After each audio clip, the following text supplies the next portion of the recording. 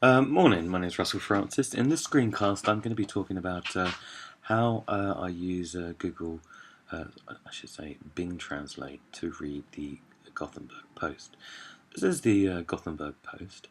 It's a Swedish national newspaper based in Gothenburg, and it contains, like many online newspapers in the English-speaking world, all news, current affairs, stuff on culture and entertainment, accommodation, travel, motorsport, food and drink, etc. And it's a very multimodal text. It includes lots of images, headlines, and also streaming audio and video.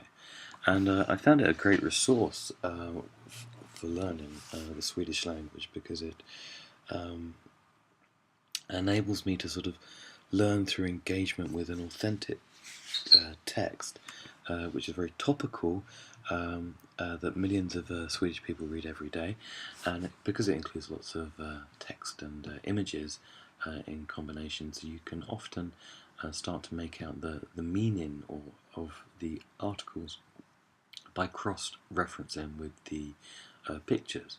So it's a really sort of authentic way to develop your reading comprehension in Swedish. But when I first came here, and I still do, have problems because I don't understand all of the Swedish words. So what I started to do was actually read this through Bing Translate. I'm going to show you how I do this.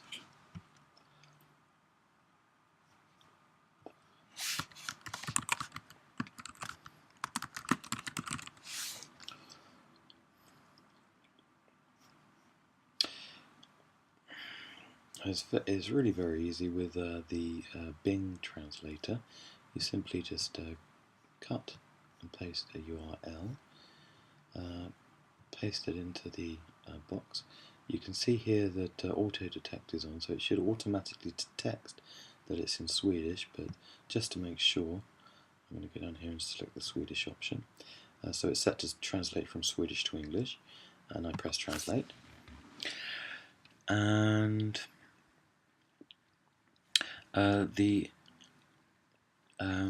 there I have the document. It doesn't actually look like it's translated because it's still in Swedish, but I have 4 different ways to view it now.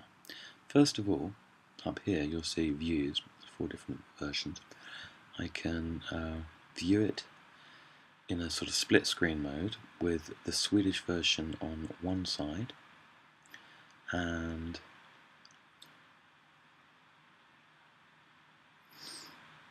you see it's just translated, it took a few seconds there, the English version on the other side. Now this is obviously great for someone who's trying to learn a language because I can read through the Swedish text, and if there's a paragraph or a word or a phrase I don't understand, I can go over here and read the English version. So this is a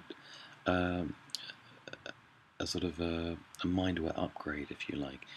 It represents information drawing on the intelligence of the underlying translation tool to represent information in 2 different languages, which then can be used as a language resource.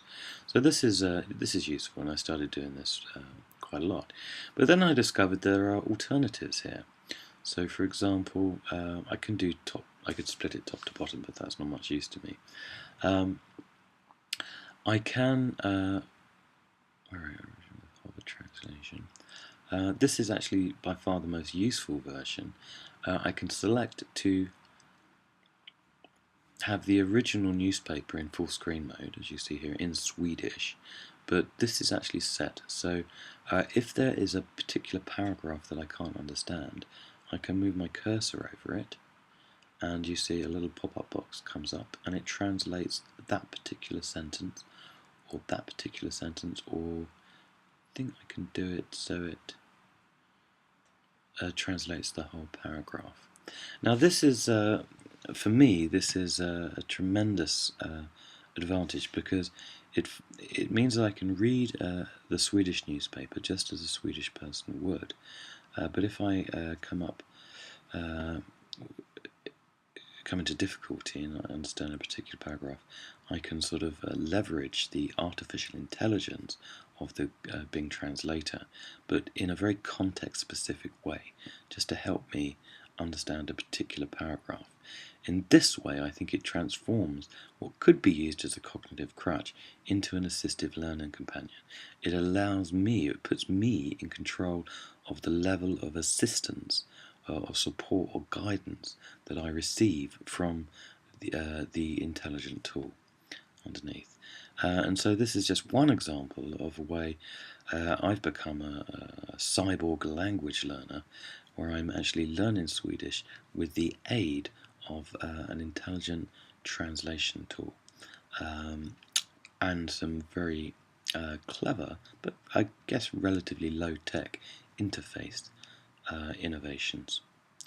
Thank you very much.